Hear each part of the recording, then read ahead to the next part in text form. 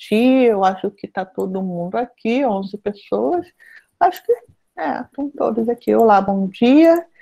Começamos a gravação dessa aula, então a Amanda, a Cíntia, Thay, Eduardo, Isadora, João Vitor, Júlia, Leonardo, Lucas, Otávio, Lucas que já é de casa, e a Rita também.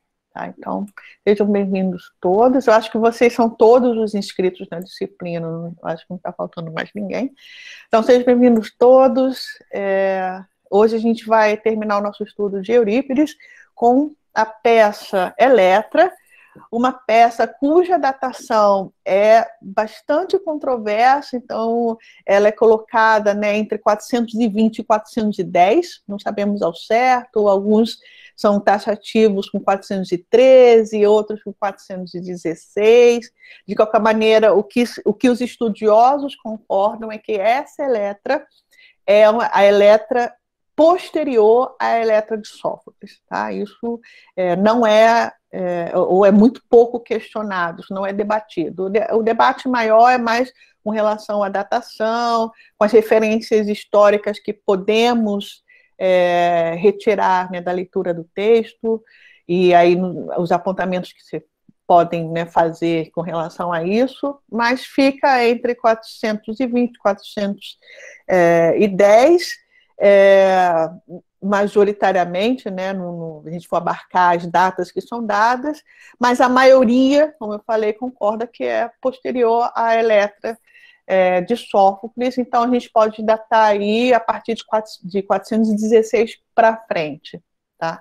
Então, essa Eletra não é qualquer Eletra, é a do Eurípides, isso eu faço questão de marcar para vocês, porque vocês já conhecem como é que é a configuração de personagens que Eurípides vai fazer nas suas peças, né? Diferente do Ésquilo, diferente do Sófocles, essa configuração vai se dar, né, retomando ainda a reconstituição desse mito, né, que primeiramente foi colocado por Homero lá na Odisseia, lá no primeiro canto da Odisseia, vocês devem lembrar, em especial quem fez Matrizes também, eu foco muito nisso, que lá no primeiro canto da Odisseia, o narrador faz questão, né, de colocar em paralelo a ação de Telêmaco, de vingar seu pai, dos pretendentes que estão ali, né, desrespeitando a lei da hospitalidade. Então, essa vingança ao pai é muito comparado com a vingança que Orestes, já ali na Odisseia, né, já tem a sua história conhecida, inclusive no canto 11 a gente tem a Catábace, né, que o Agamemnon vai contar a sua história, então é um mito bastante antigo, muito conhecido, então desde Homero, e aí depois o Ésquilo vai ser o primeiro Talegiógrafo, né, que a gente tem a peça completa, que vai tratar desse tema, e até nós chegou, né, praticamente completa, com as 3 partes da trilogia, com Agamemnon, com as Coéforas e com as Eumênides. E aí o enfoque que eu quero dar para vocês é que, enquanto no Homero, né, o Homero destaca, inclusive coloca a figura de Egisto, dizendo que os deuses avisaram para que ele tomasse cuidado com as suas escolhas, porque a consequência seria funesta. Então, o par ali que é destacado é Orestes e Egisto na Odisseia, esse confronto, e aí lembrando que Egisto também faz parte da família, a gente está aí lidando com um mito que advém do ciclo troiano. Isso é importante notar, né, porque como a gente viu lá no Aristóteles, numa das nossas aulas anteriores, são poucas as famílias que são conhecidas, né, mais conhecidas, que são tratadas pela tragédia. Então a gente tem esse confronto entre Orestes e Egisto. No Ésquilo, confronto, e aí eu lembro a vocês do que eu já falei da Medeia anteriormente, das cenas de Agon, que a gente tem na tragédia grega, sendo, né, na última aula eu alertei vocês, já para começar a introduzir a aula seguinte, que a comédia ela tem uma estrutura pronta para esse momento do Agon.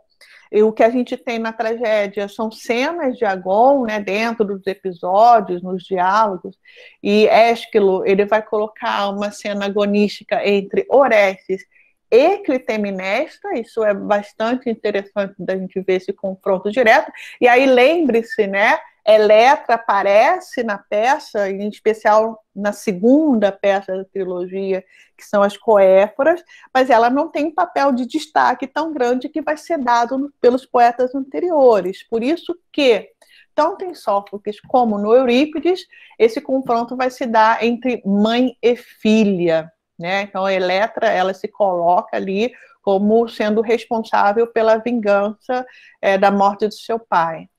E aqui eu coloco, né, sempre gosto de ilustrar com alguma imagem, coloco para vocês a imagem justamente desse encontro entre Eletra e Orestes, né? Uma das mais comentadas cenas de reconhecimento, né, do encontro, se dá justamente esses dois irmãos, e a gente vai falar, espero que bem, sobre isso. E aí, só para observar, né, um vaso do quarto século já, né? A gente está falando aqui de representação do mito do quinto século. Então, é uma história que vai continuar sendo repetida, contada, ainda que na imagética, mas ela tem uma continuidade.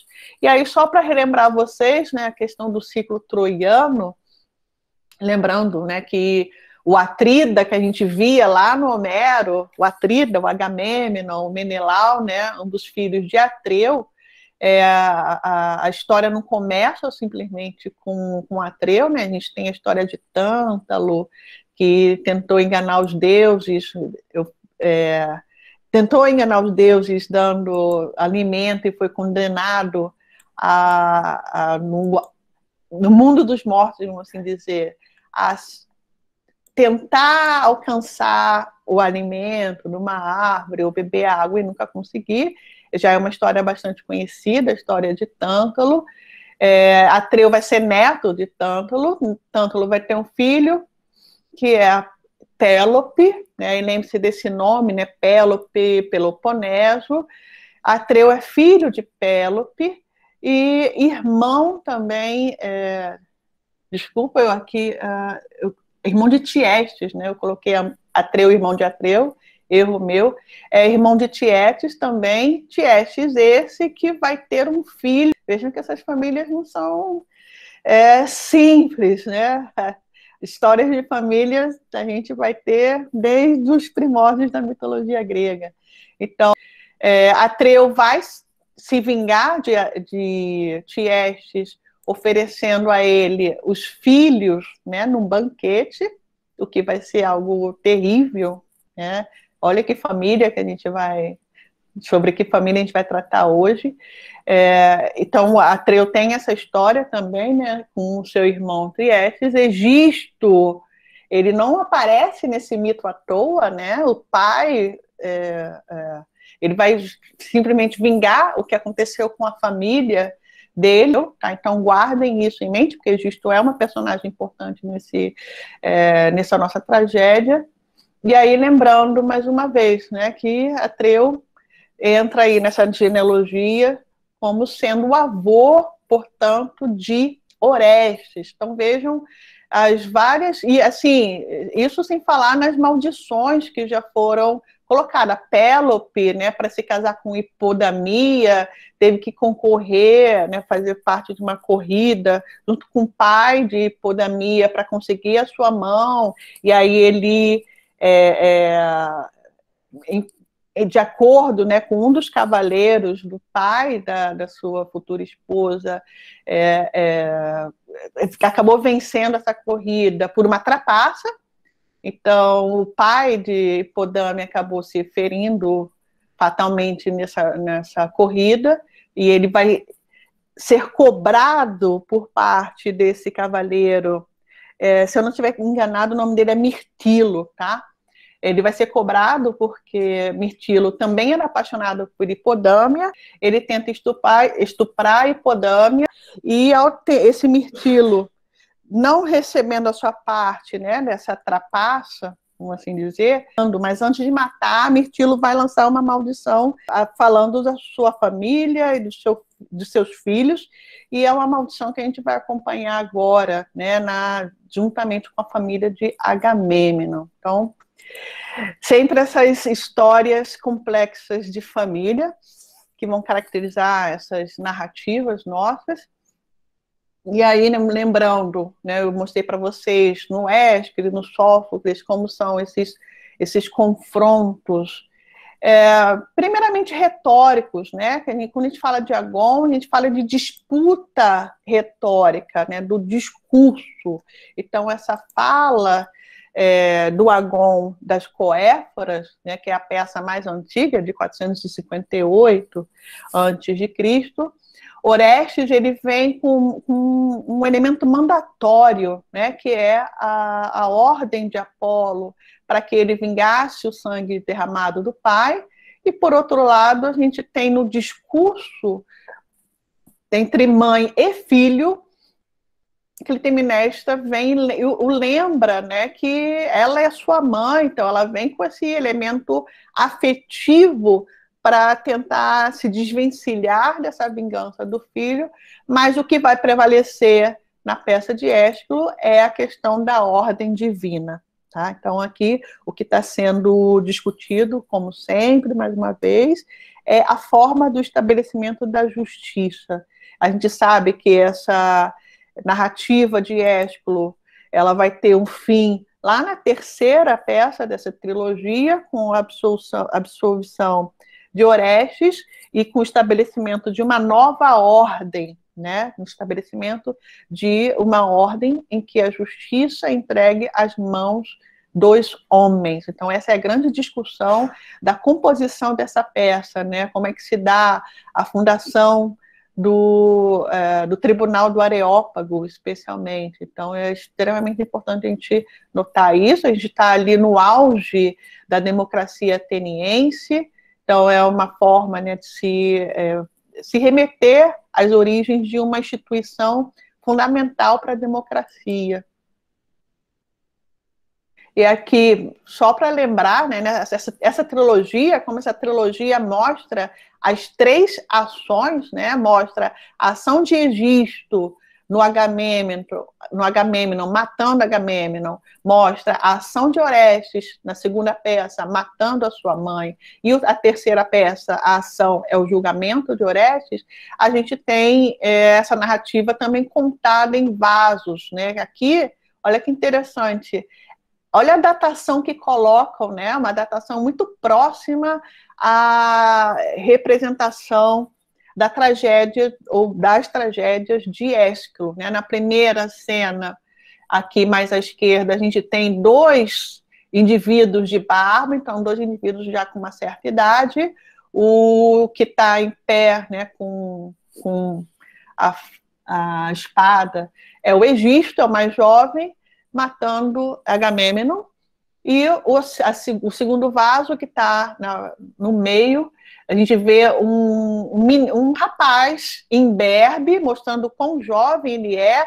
Ele está ali naquele período de transição, assim como Telêmaco lá na Odisseia. Então não é à toa que o mito de Orestes, isso é importante notar, né? Alguns críticos leem todas essas narrativas, todas essas peças, né, desde o Ésquilo, Sófocles até o Eurípides, ainda que receba o nome Eletra, ainda é visto como o mito de Orestes, né, porque foi assim que foi transmitido até Ésquilo. Então, a gente tem na segunda imagem o Orestes jovem matando o próprio Egisto. Tá? Então, é uma cratera que se encontra no Museu de Belas Artes de Boston. E é interessante notar, assim, eu gosto de fazer essa pesquisa da imagética. E aí a gente passa para a segunda versão desse mito, no Sófocles, que já vai receber, ele vai se centrar mais na figura da Eletra, né? E aí, quando a gente estuda junto essa peça, a gente vê o discurso de Eletra e de Clitemnestra naquela tensão que a gente já conhece, que é a tensão do Sófocles, que a gente vê nas outras peças também, aquele embate em tensão, Eletra acusando Clitemnestra de adultério. Então, veja o argumento, né? O argumento é diferente. Aqui, como a gente já começa a notar a partir do Sófocles, a gente sabe que a divindade se afasta, né? A divindade ela só aparece por meio da palavra, por meio do oráculo, não se manifesta em cena, em ação. E o apontamento da Eletra é com relação à desonra da mãe, né? Vamos usar o termo chave que a gente já começou a ver, né? Na primeira peça que a gente analisou, na Medéia, a questão da honra da mulher ali. No caso de Clitemnestra, essa desonra advém do adultério dela, né? E é interessante ver essa comparação que ela vai fazer, inclusive quando se é acusada, por exemplo, lá no Eurípides, né, a Helena. A gente vai ver isso daqui a pouquinho.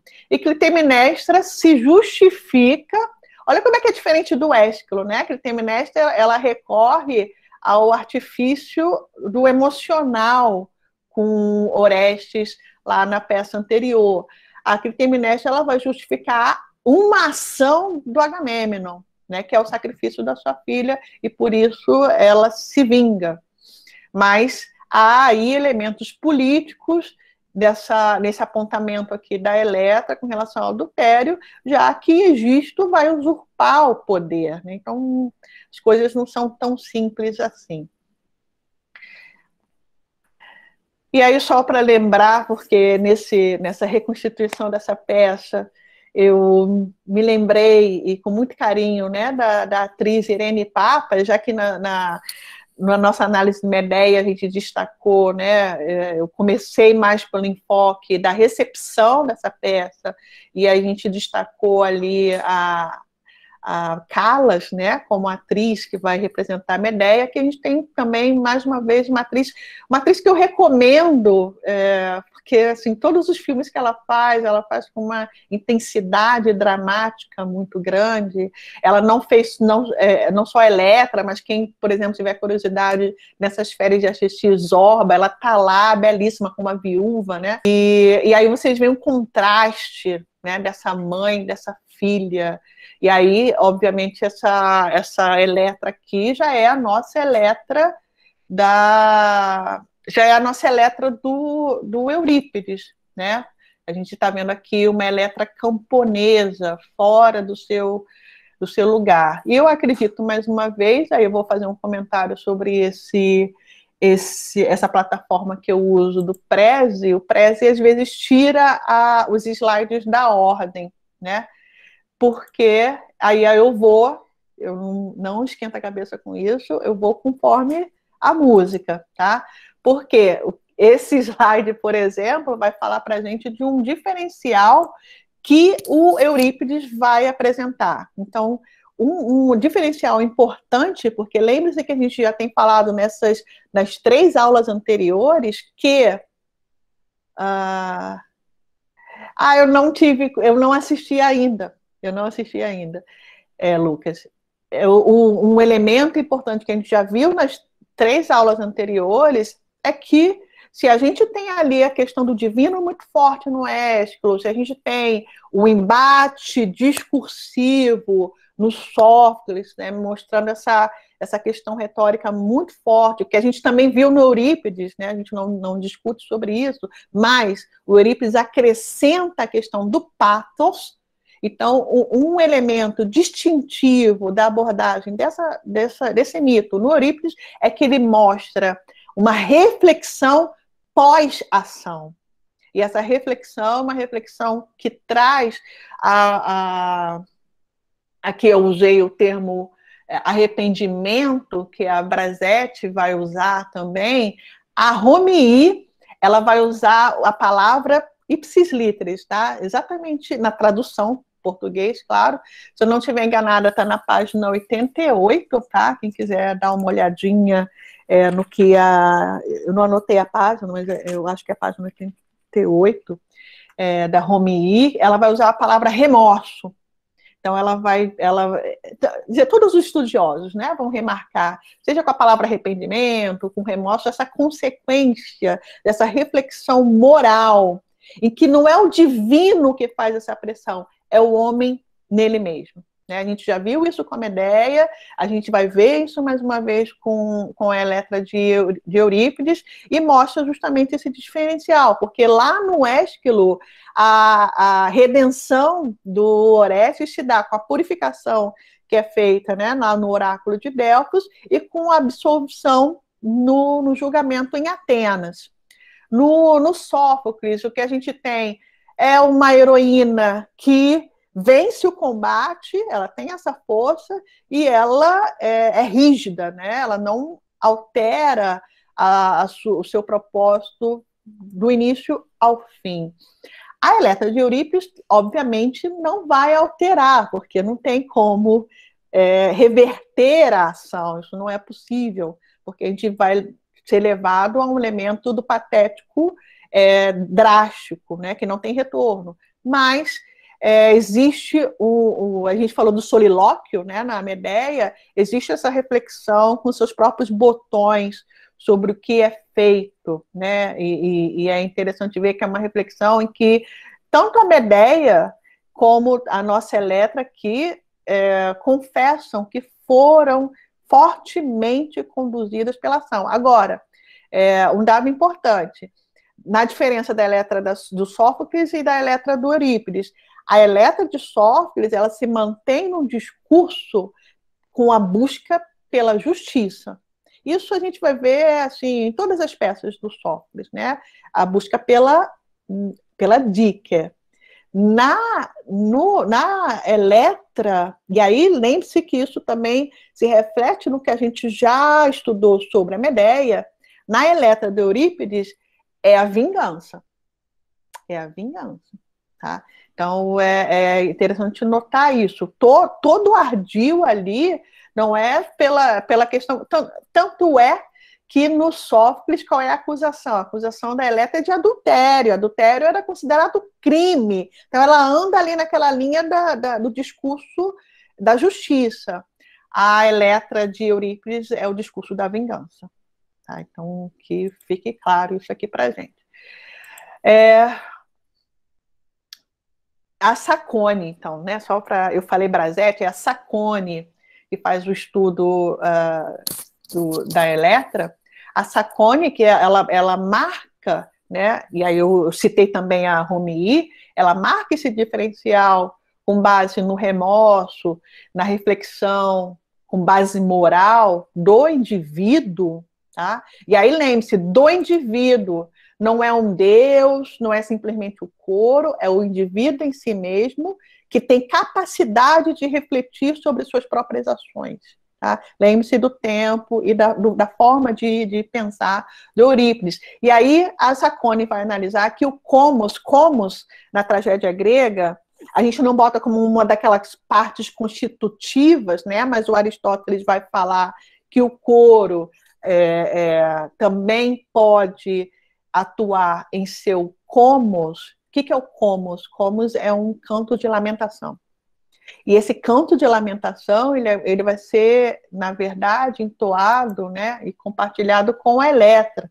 O komos fica lá para o final da tragédia, após a morte de Clitemnestra e Egisto, em que Eletra lamentação. Então, eu estou dando para vocês a página bonitinho para vocês assim, terem, né, essa anotação desse diferencial. Né? Enquanto a gente tem, por exemplo, a gente tem nas Coéforas a lamentação do coro da morte do Agamêmnon.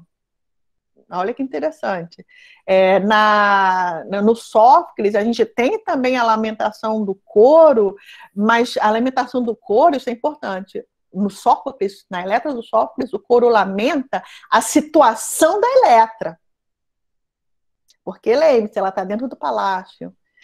E assim, quem tiver acompanhado, né, o Lecq na quarentena, lá na apresentação da professora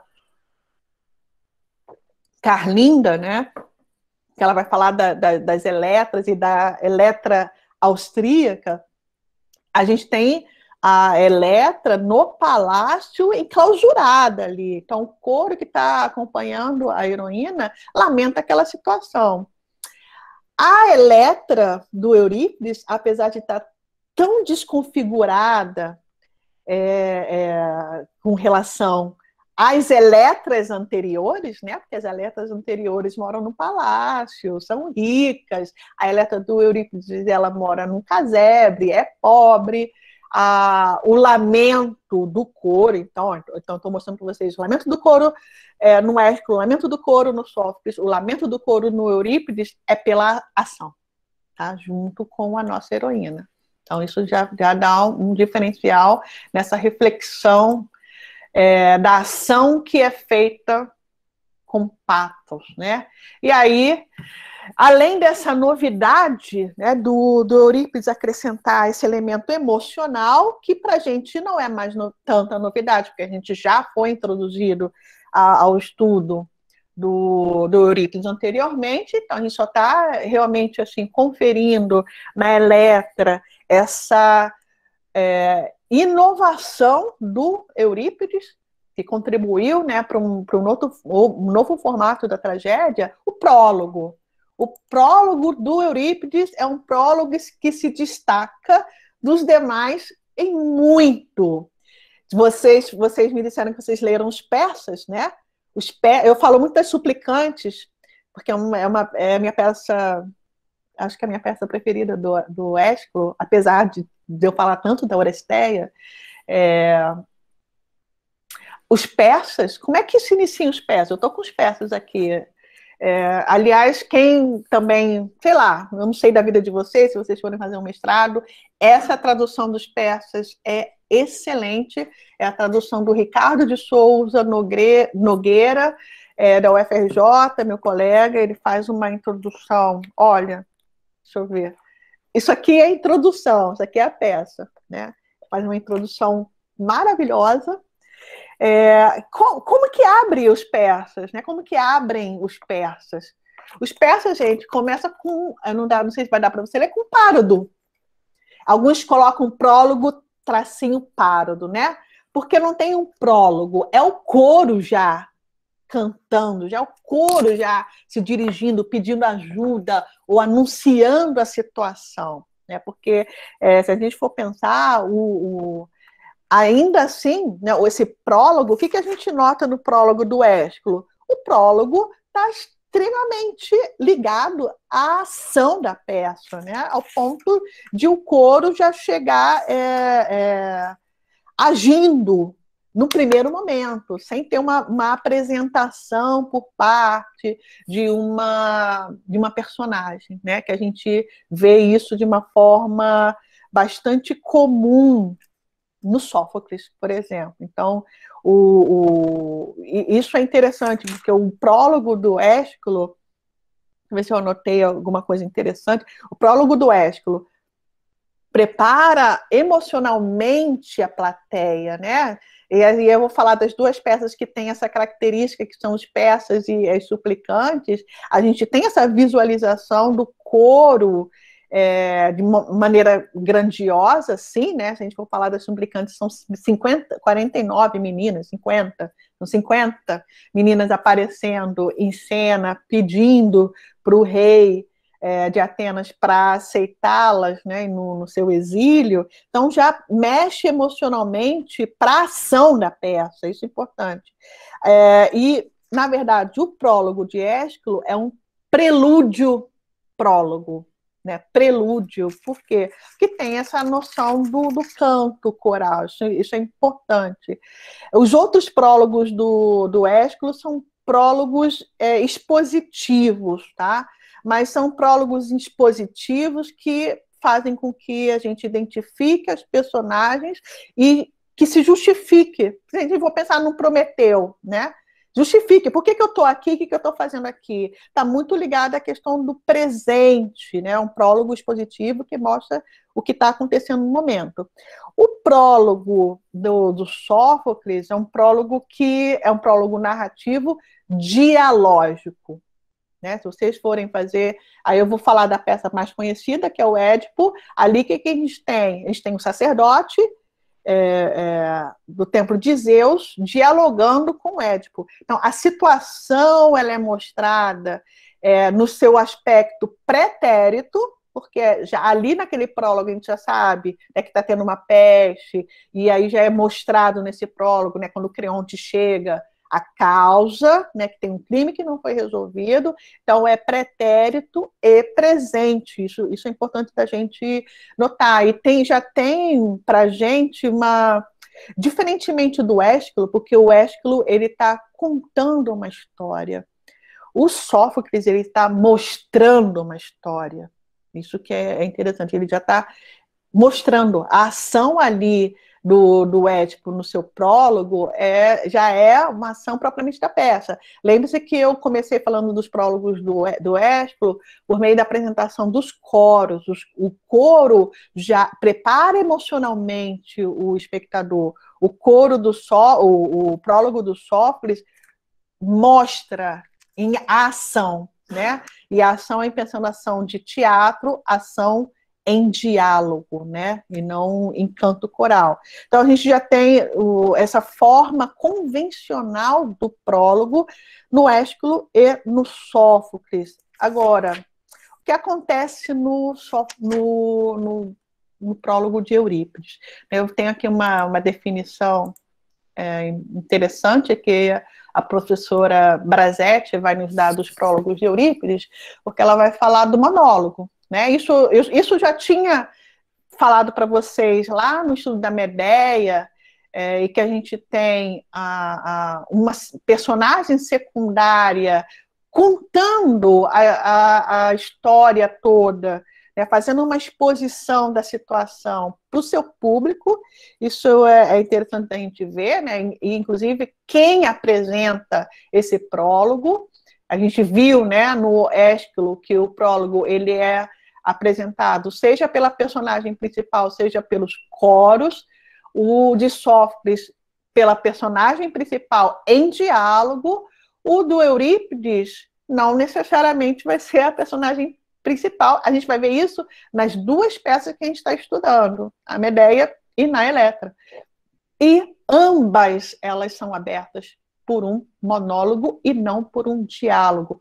Por quê? Segundo Brasetti, o monólogo tornou-se uma forma de abertura convencional e uma das suas variadíssimas funções era expor a pré-história do mito, né? Não só da situação, mas do mito. Então, esse tipo de prólogo, que é um prólogo expositivo também, mas monologal, é um tipo de prólogo que a gente vai conhecer posteriormente.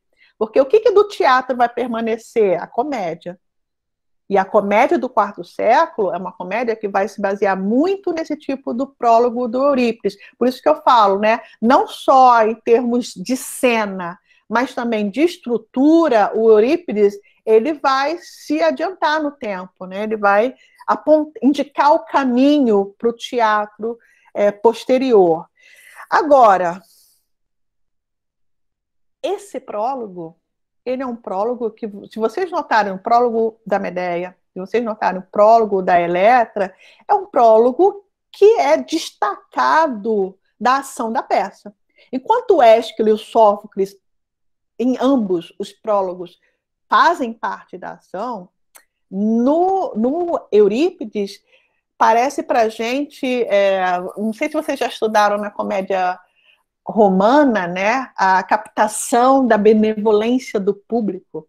Então parece assim, olha, gente, eu vou contar uma história, mas essa história, e isso não, quem diz isso não sou eu, é a própria Brasetti no seu estudo dos prólogos. Ela vai dizer que o prólogo vai apresentar para o público a mudança que Eurípides propõe ao mito. Tá, lembre-se, lá na Medeia, qual foi o diferencial? Eu fiz a reconstituição de vocês do mito de Medeia anteriormente. Qual é a novidade? O assassinato dos filhos, tá? E aí, o que a gente viu na sexta-feira? Que desde o começo, o que ela quer fazer, né? Vocês viram ali no prólogo que as crianças chegam e eu imagino aquele olhar de Medeia, né, terrível sobre os filhos, e a ama, tadinha, tentando protegê-los. Desde o início ali, vocês veem o apontamento da ação, né? Qual é a ação da peça? a morte dos filhos, né? A vingança de Medeia por meio da morte dos filhos. E o prólogo, então, né? Medeia de Eurípides, os prólogos de Eurípides vão justamente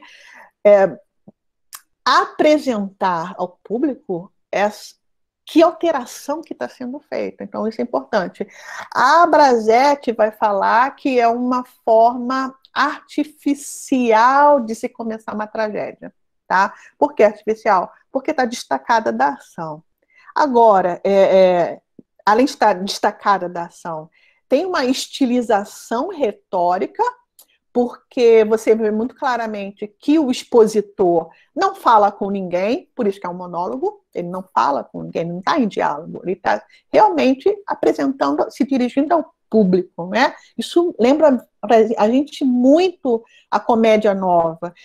Um exagero narrativo desprovido de interesse dramático. Você vê ali que aquela primeira anunciação do prólogo não tem esse caráter dramático que tem que ter uma peça de teatro, né? Então, é um prólogo que não dá início à ação, simplesmente informa o espectador por meio dessa abertura. Agora, o prólogo, os prólogos de Eurípides são prólogos bipartidos, tá? Essa é a grande...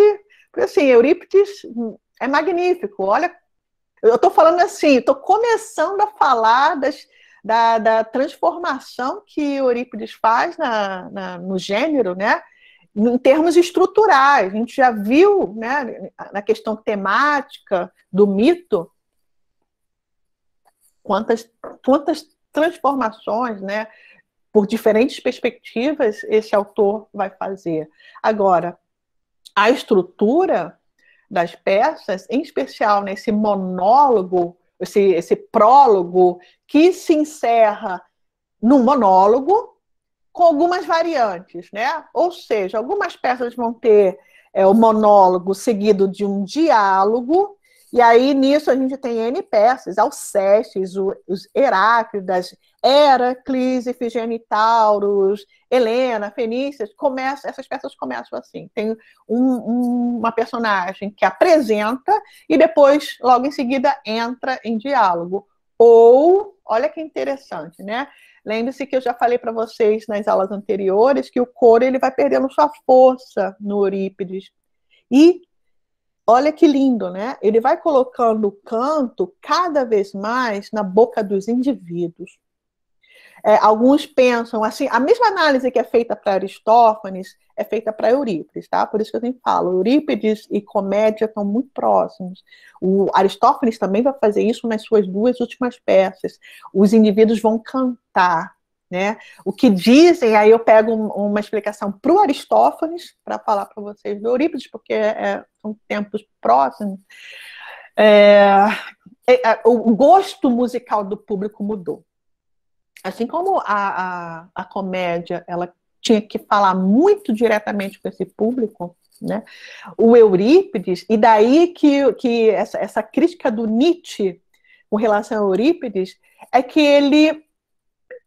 ele faz tudo muito claro para o seu público. Ele faz a peça, ele tira aquela vestimenta gloriosa da tragédia e coloca elementos comuns ao seu público, com os quais o seu público identifica.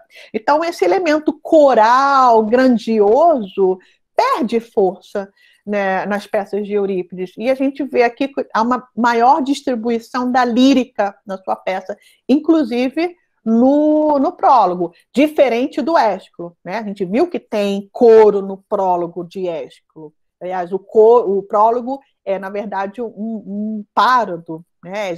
Já a entrada do coro. Aqui é diferente. Enquanto no Ésquilo ainda é o coletivo, no Eurípides é um individual. Então, a gente tem, assim, para boa parte das peças, né? Eu citei algumas que tem monólogo e diálogo, outras como Ion, né? Que uma parte aqui gosta tanto. O Ion começa assim, o monólogo, monódia, Écuba, A própria Medeia, gente, a própria Medeia começa assim também. A gente vê o canto, a gente vê a apresentação por meio do preceptor, né? E depois a gente vê uma monódia da própria Medeia, Andrômaca, Troianes e Orestes também.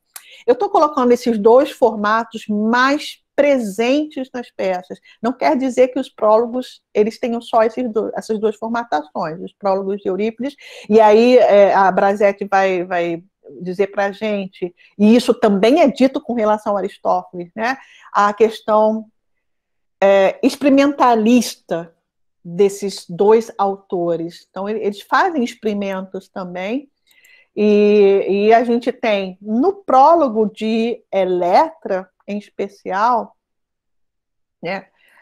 No prólogo de Eletra, a gente tem o prólogo mais complexo. Por que o prólogo mais complexo? Eu não coloquei aí, mas anotem, por favor. O prólogo de Eletra é dividido em 4 partes. Aí eu vou nominar para vocês anotem, mas eu tirei referências do próprio texto da Brasetti, tá? Começa, então, com um monólogo, depois diálogo, né? Porque a Eletra chega, então os dois começam a conversar. Depois, quando a Brasetti coloca a palavra reses, né? Reses quer dizer o discurso, tá? E aí pensem sempre na reses monologal, no monólogo mesmo. Então a gente tem monólogo, diálogo, uma reses, né? Um monólogo do Orestes, e aí depois o Pílades aparece para fazer um diálogo com ele, e Eletra canta no final desse prólogo. Então são 2 discursos, são 4, são 4 partes desse prólogo, né? Monólogo, diálogo, diálogo, é uma reses que começa a monologar, mas parte para o diálogo entre Orestes e Pílades, a parte, né? E Eletra, é um mundo à parte, esse mundo de Orestes e Pílades. A gente sabe, né, que Orestes ele aparece vindo em cena. É diferente. O Lucas vai lembrar muito bem, não sei se você lembra, Lucas, que a Eletra do Sófocles, a Eletra fica tempão reclamando, se lamuriando, que Orestes não vem, e que não sei o quê. Aqui o Eurípides ele não tem isso, ele vai direto ao ponto. O Orestes já aparece no prólogo, né? Enquanto ali no Sófocles a gente tem o preceptor que vai enganar Clitemnestra, porque, olha que interessante também, gente, anotem essa outra informação de novidade que não tá nos slides. No Sófocles, vem o preceptor para dar notícias de que o Orestes está morto, né? Então, ele vem acompanhado pelo próprio... Eu me lembro dessas aulas que a gente... Nossa, né? Eu me lembro muito bem dessas aulas, que a gente não aguentava mais a Eletra se lamuriando a peça inteira, até que o Orestes finalmente, né, se revela, chega, e aí os dois vão cometer a ação. Mas primeiro tem toda uma intriga. O Sófocles ele faz um suspense, porque o Orestes ele vai ser... Isso é importante, porque daqui a pouco eu vou colocar uma outra novidade que eu já anunciei na Medeia, mas que está bem forte na Eletra. O Orestes e o seu preceptor eles vão ser os hóspedes do palácio de Clitemnestra. E o que vai acontecer na Eletra do Eurípides? O Orestes vai ser hóspede de um pobre. Tá? Diferente. E aí a gente sabe o que acontece lá no Sófocles, né? Ele está no palácio, ele mata Egisto primeiro, e aí logo em seguida a Clitemnestra já sabe. Aqui leva mais um pouquinho de tempo, a gente vai ver na peça. Então, olha, prólogo, em termos estruturais, é o elemento que sofreu uma forte transformação em Eurípides, e é o prólogo que vai passar para a posteridade, tá? É esse tipo de prólogo. Em especial no seu aspecto monologal, né? Porque aparece primeiramente em formato de monólogo. E aí a gente tem um vaso, olha, esse vaso é difícil de conseguir, ele sem estar com esse filtro, né? Eletra e Orestes. Por que eu escolhi e catei esse vaso que está lá no Museu Nacional de Berlim? Porque a gente tem a nossa Eletra de vaso de balde na cabeça. Não se esqueçam que é essa Eletra, é dessa Eletra que a gente está falando. E já tem a versão do mito do Orestes, né? Mas já ia falar do mito de Eletra. De acordo com Eurípides, no quarto século vai ser a coisa mais comentada do pedaço. Por quê, gente? No quarto século, a gente já não tem mais essa democracia que a gente tem antes, e aí voltamos a uma forma, né, de oligarquia, e, claro, o povo vai se identificar mais ainda com as peças de Eurípides. Então, aqui a nossa querida Eletra, com um balde d'água na cabeça, encontrando o seu lindo irmão, né? Não me perguntem se todo mundo andava peladinho assim, tá? Não me pergunte. Os vasos mostram dessa maneira. O que eu sei é que não existia roupa íntima, né? Underwear, não, mas, enfim, adoro esses vasos. Então, a gente tem mais, como eu falei, tem mais coisa. Hoje a aula, assim, por isso que eu quis começar mais cedo, para eu não chegar assim, ai meu Deus, 9 horas, que horror, passa rápido mesmo. Então, mais novidades. Uma primeira novidade que diferencia, né, a abordagem do mito pelo Eurípides. Eurípides, e isso já está anunciado desde o prólogo, né, porque, como eu falei, o prólogo de Eurípides aponta para as diferenças da abordagem desse mito. Qual é uma outra grande diferença? Que não tem no Ésquilo, não tem no Sófocles. Eletra é casada.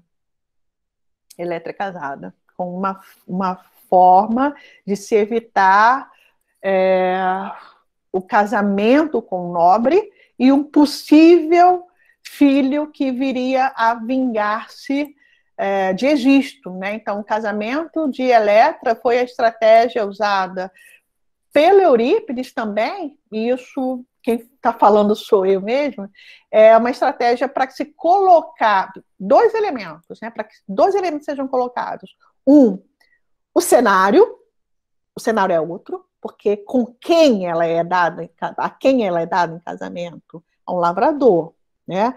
A discussão entre Clitemnestra e Egisto, primeiro Orestes, né? Ele é levado para longe, né? Ele não habita mais o palácio com Clitemnestra e Egisto, obviamente, ele foge, né? Ele é levado para outro lugar, e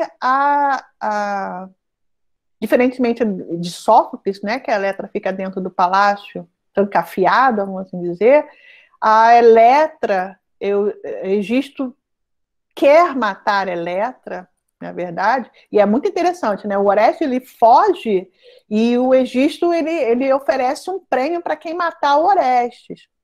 A Eletra, ele quer matar a Eletra também para que ela não tenha filhos. Então essa foi uma estratégia da mãe dela para preservar a sua vida, dando-lhe em casamento a um homem pobre. E aí vocês vão ver a visão da aristocracia do que é o pobre, e a visão que Eurípides dá, essa nova visão dessa classe. Isso é bastante revolucionário. Por quê? O casamento de Eletra não só facilita para o Eurípides colocar um novo cenário, também é um caminho para que Eurípides fale da virtude de um não nobre.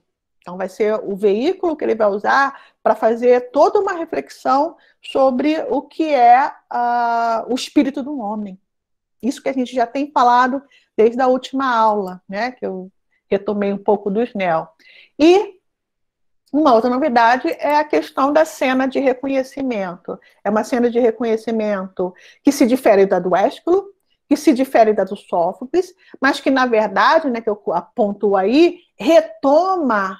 E nesse sentido, o Eurípides, portanto, vai ser mais tradicional, retoma a fórmula de anagnórises do Homero. Por que do Homero? Porque o Homero, qual é a cena estudada de reconhecimento do Homero? É quando a serva de Odisseu o reconhece pela cicatriz que ele tem, né? Porque ele estava numa caça, ele se feriu enquanto estava numa casa, mostrando ali um Orestes, um Odisseu da vida adulta já, né? A do Orestes é um pouquinho diferente, a gente vai ver aqui, mas também se dá pelo reconhecimento de sinal, né? O Aristóteles vai falar sobre isso, né? Que o Homero ele trabalha com esse tipo de cena de reconhecimento, e o Eurípides ele vai retomar isso, porque é bem diferente de cena de reconhecimento que é feita anteriormente, né, no Ésquilo, por objetos, ou no caso do Sófocles, o Orestes ele se revela, né, a cena de reconhecimento do Sófocles é pela palavra, né, o Sófocles tem muito isso, é pela palavra.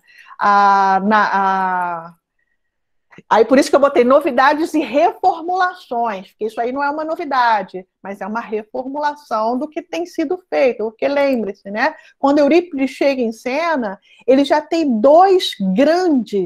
pelo menos, dois grandes tragediógrafos, e qual é o papel do tragediógrafo? Né? Apresentar o mito com um novo revestimento. Então ele tinha que procurar o seu diferencial com relação aos outros, e ele fez muito em prol disso, né? Então, por causa desses dois aspectos que eu estou apontando, né, do casamento, vai fazer uma reflexão muito, muito profunda e inédita, né, na verdade, com relação a indivíduos que pertencem a um outro estrato social que não dos aristocratas, e a reformulação da cena de reconhecimento, na verdade, bota para a gente todo. Aí é um aspecto racional, né, do que chamam, do que o Bruno Snell, do que o Quito, do que o próprio Iega também vai chamar do Eurípides racional. Né? Por que chama o Eurípides do Eurípides racional?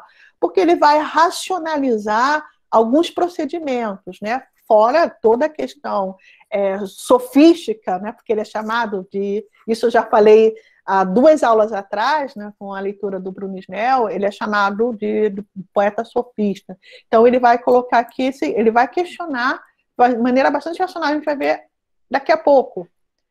E daí, como eu falei, né, eu não posso fazer como a gente começou a fazer com a Medea, porque não dá certo ficar lendo, eu retirei alguns trechos, destaquei alguns trechos da Eletra. Aqui, o trecho que eu destaco é o trecho que o Orestes reflete sobre a condição de Aristóis.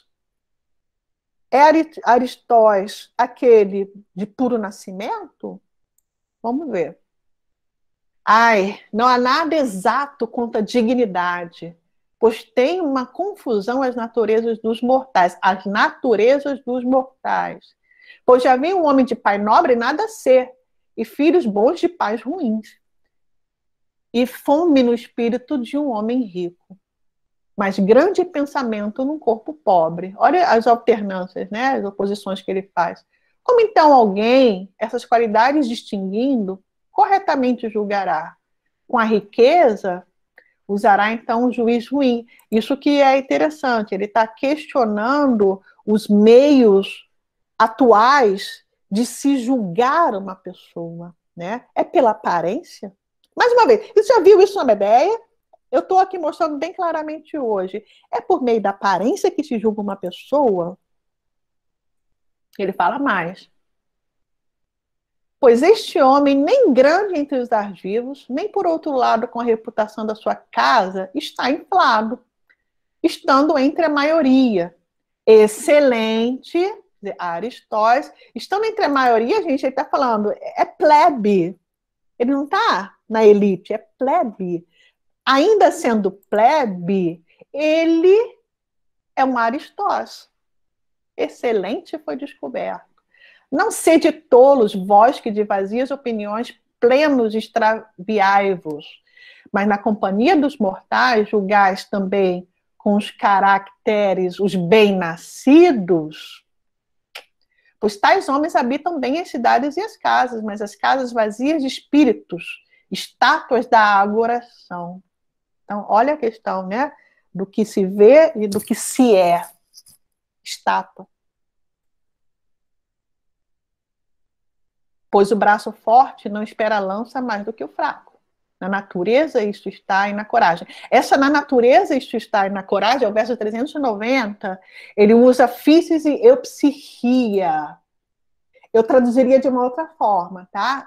Eu, né, bom, bem, psirria, psique, eu traduziria está na natureza de uma alma bem tratada, né? De uma alma bem trabalhada. Eu traduziria assim, está na natureza de uma alma bem trabalhada. Quer dizer, não preciso de ascendência para ser nobre, né? Porque não se é nobre por causa de status sociais, se é nobre por eupsirria, se é nobre de espírito, tá? A tradução aí está coragem. E desculpa a tradução, mais uma vez, né? Antes de eu começar a gravar, eu anunciei, a tradução é do professor Roosevelt Rocha.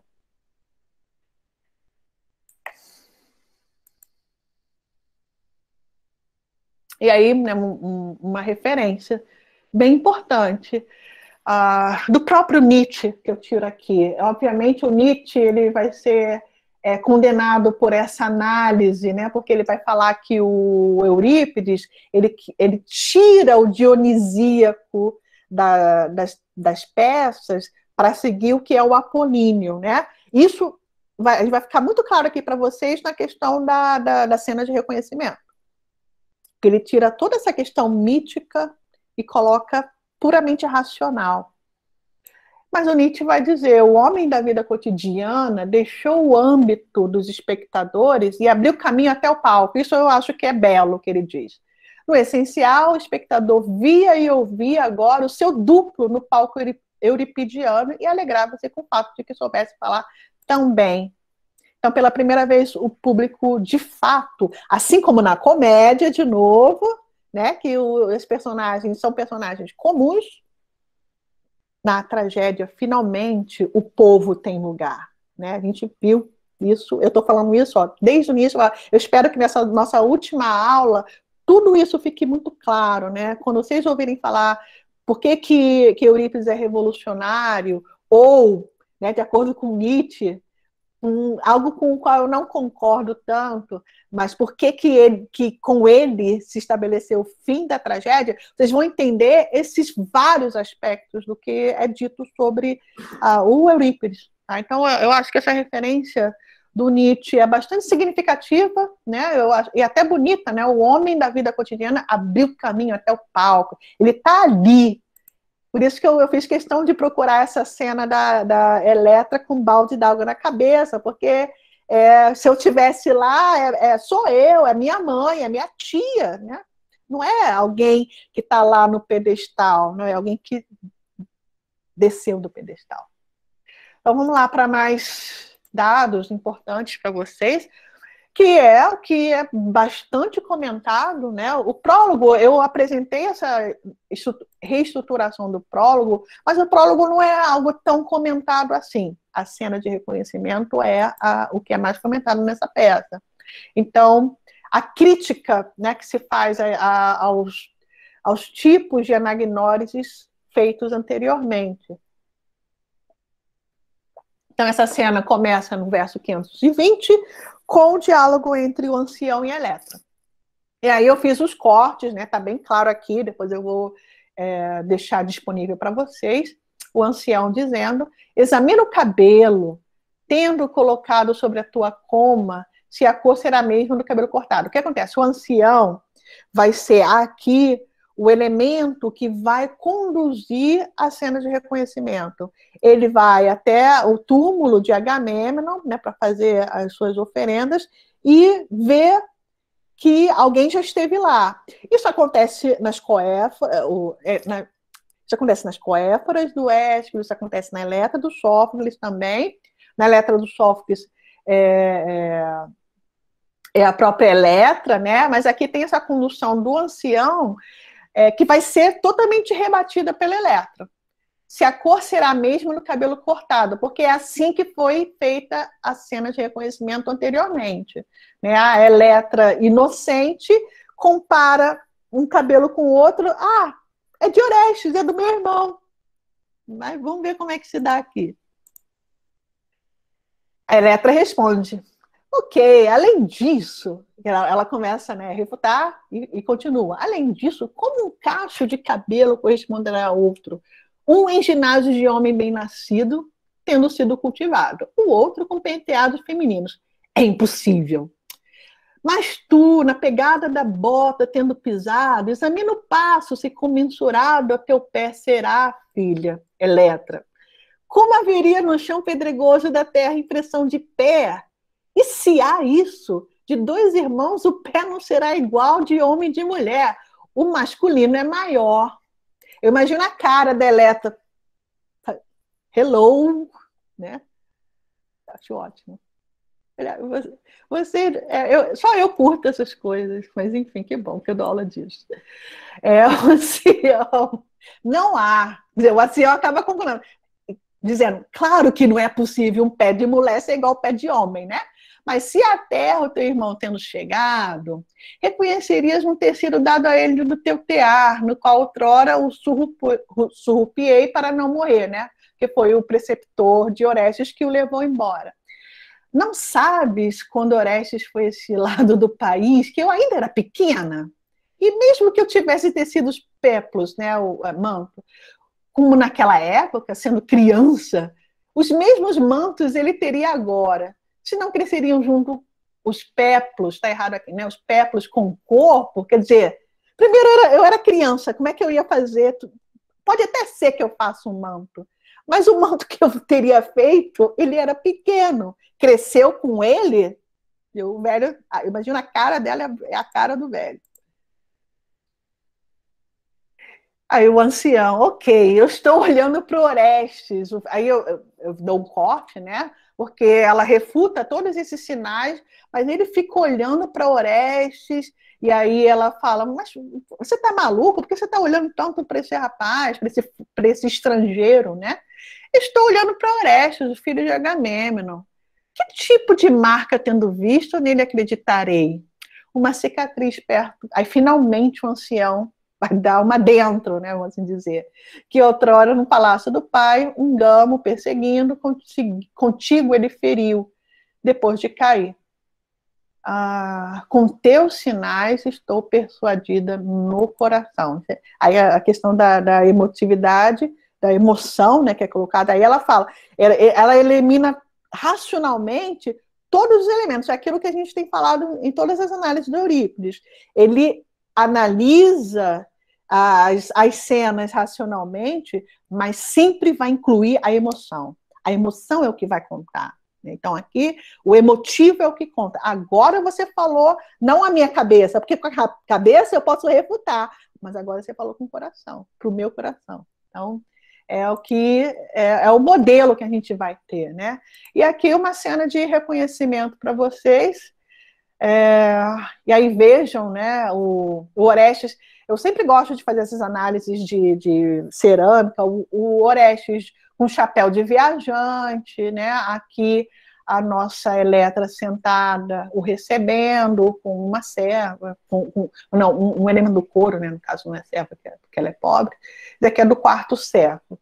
Então, esses dados, deixa eu só fechar aqui, esses dados, né, da inovação de Eurípides com relação à sua feitura da tragédia são dados que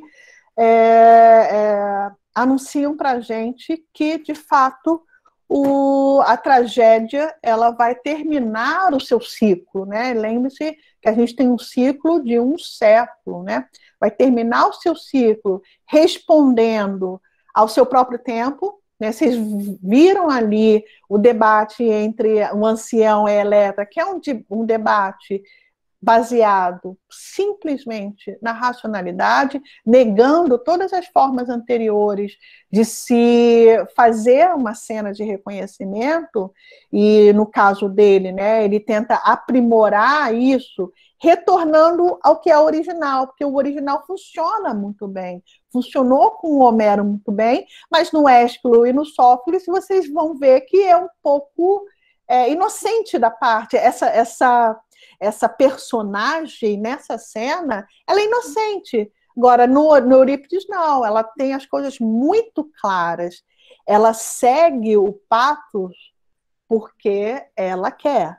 Então, vocês veem isso, né? Não é que haja um domínio do racional na ação da personagem. Há um domínio do racional na construção da narrativa. Então, isso que eu quero que vocês vejam. E assim, hoje eu demorei um pouquinho, né, na análise dos prólogos, porque na sexta-feira a gente vai começar o Aristófanes, e o Aristófanes, ele ali tem um embate dos prólogos, né, das duas personagens. Quem são as personagens? Ésquilo e Eurípides, né? O Sófocles, ele fica ali olhando em cima do muro, mas são os prólogos do Ésquilo, os prólogos do Eurípides. Eu espero que isso tenha ficado bem claro aqui para vocês, e eu vou abrir agora para que venham as perguntas, dúvidas, comentários dentro da disciplina, dentro do conteúdo ou com relação à avaliação. Eu, inclusive, vou